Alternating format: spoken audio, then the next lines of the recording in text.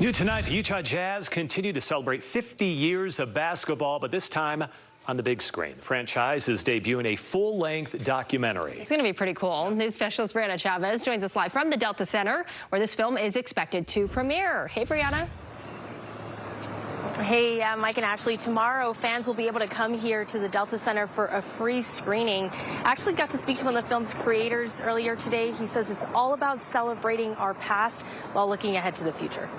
I think the fans in Salt Lake are the best in the NBA. And depending on who you ask, Jazz fans have been the best for more than 50 years.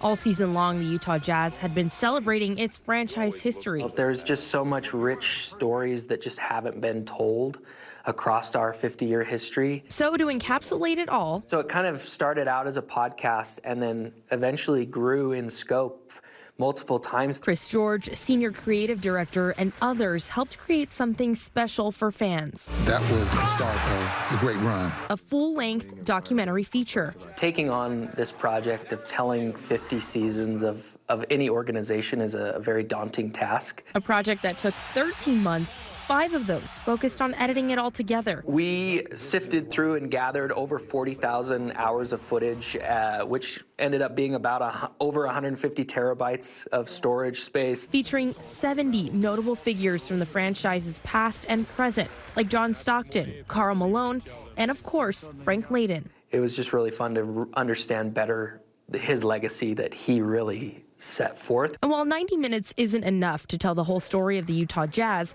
Chris hopes fans can learn about the past to appreciate our future. I hope that the younger generation can really take away, our rich history of where we came from. Now, the event kicks off tomorrow night at 5 p.m. Doors open at 4. And if you're one of the first 500 fans, you get a pair of tickets to a preseason Jazz game.